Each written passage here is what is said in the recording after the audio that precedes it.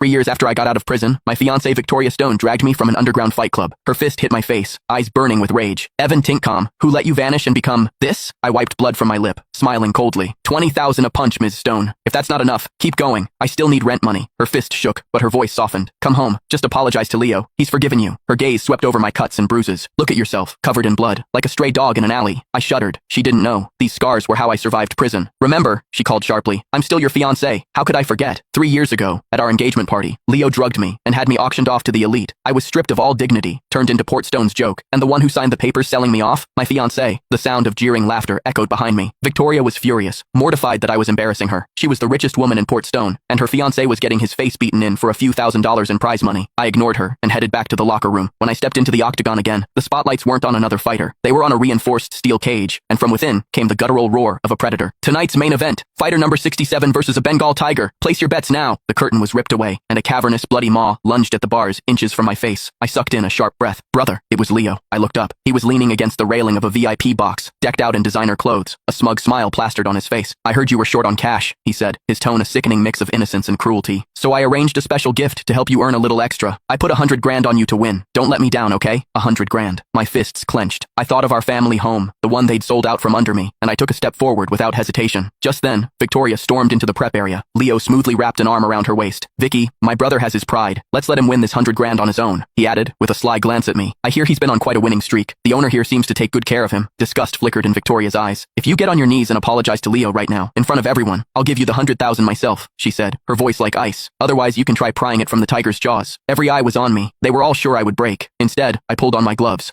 Victoria's face went dark, her eyes practically shooting flames. The tiger lunged. I somersaulted forward, dodging the attack, and landed a hard kick to its throat. But the difference in power was immense. Its jaws snapped shut inches from my skull more than once. Victoria's expression grew uglier with every passing second, but I refused to give in. After a few brutal rounds, my arm was a shredded mess of flesh and blood. Bang! A tranquilizer dart hit the tiger's flank, and the massive beast collapsed. Victoria threw the rifle down and grabbed my mangled arm, her voice a raw scream. Are you trying to get yourself killed? Blood dripped onto the canvas floor. Sweat beaded on my forehead, but I kept my jaw clenched. I didn't lose. Don't forget to send the money. Her hand shot out, her fingers wrapping around my neck. Her eyes were cold steel. You're hopeless. Since you're so desperate for money, maybe I should have just let them sell you for a good price at that auction. My body convulsed. The world spun, and then everything went black. As I lost consciousness, the secret I'd overheard all those years ago whispered in my ear. Ms. Stone, we've completely ruined his reputation tonight. That should be enough to satisfy Mr. Leo. He brought it on himself. This is the price for smearing Leo's name. That auction was a nightmare I could never escape. Leo had orchestrated the whole thing. He'd leaked a few doctored photos of himself to the tabloids to play the victim, then pointed the finger at me. No matter how I tried to explain, Victoria wouldn't believe me. On the night I thought was the happiest of my life, my engagement party,